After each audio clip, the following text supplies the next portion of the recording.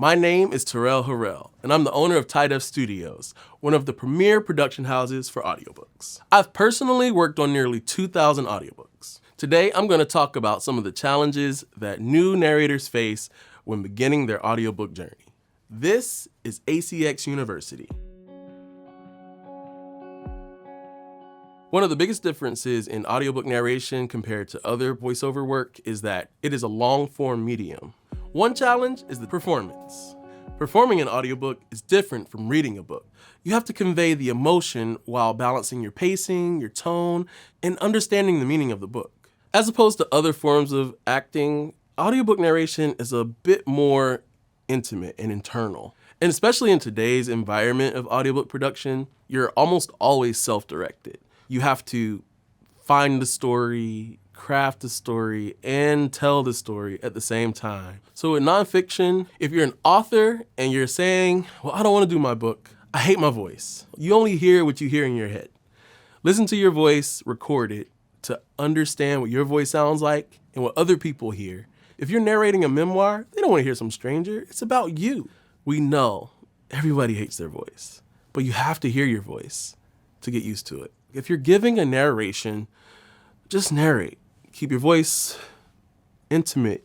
Take your time. Discover, explore the text. In fiction, you're trying to engage the subtext, the meaning of the book. That really translates to listeners, and that's what is engaging for them. Also with fiction, you're talking to yourself. So if you're narrating a book with 2, 3, 10 characters, you have to call and response to yourself in different voices. And the best narrators, they're doing that on the fly. If you watch the Caitlin Kelbys or the Vivian Lahanys of the world, you'd be blown away. New narrators, especially authors, are notorious for rambling through the book like this.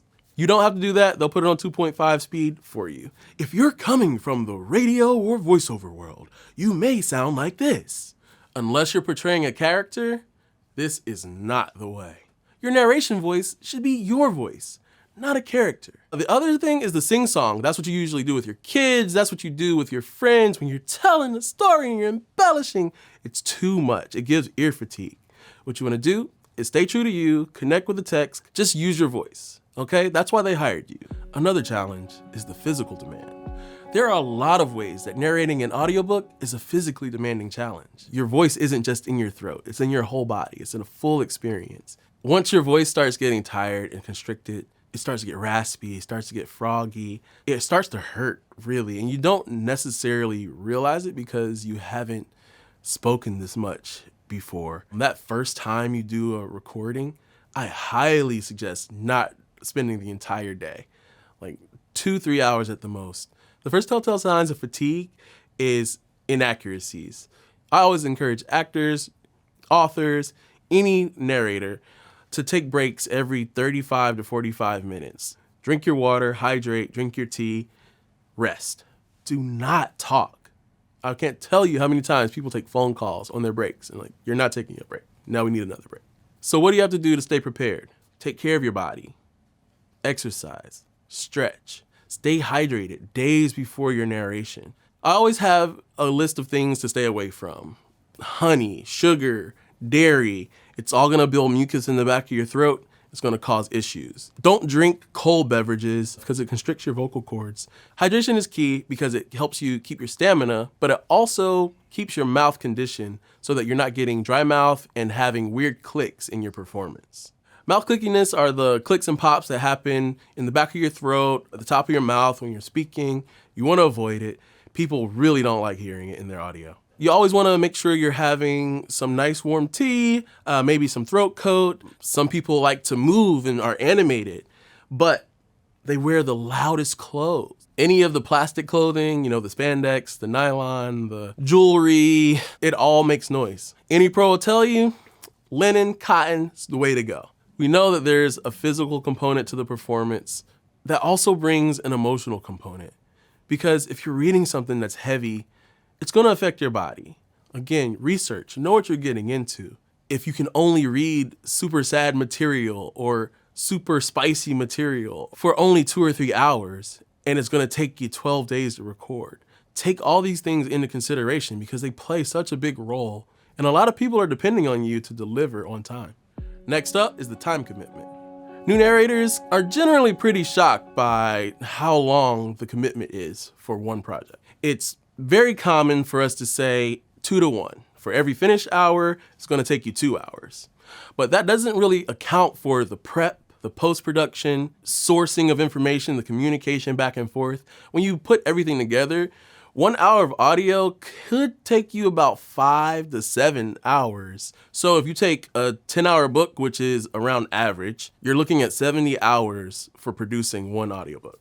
And if you're trying to figure out how long your book is based on pages, just stop right there. We calculate our runtimes based off of how many words there are. 9,300 words typically equals 1 hour of audio. The number one thing you should do before you get into the booth is read the dang book. Obviously, research pronunciations, research accents, regions.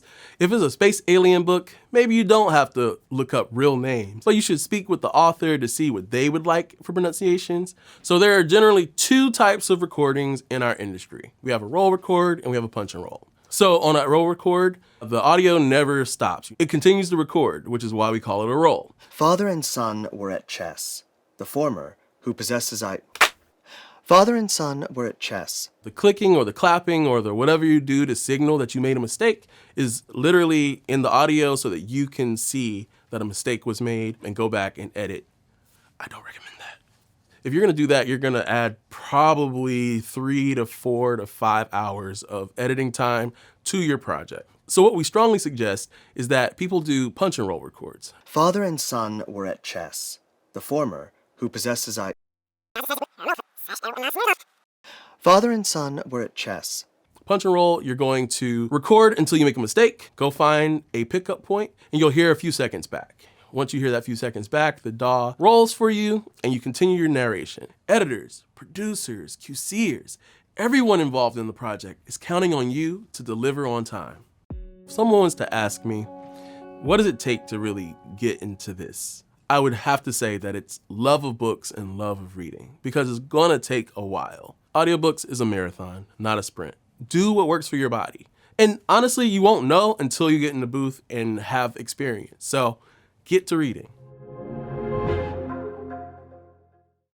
If you're thinking, man, I read to my kids all the time, guess what? Your kids don't like it either. Okay.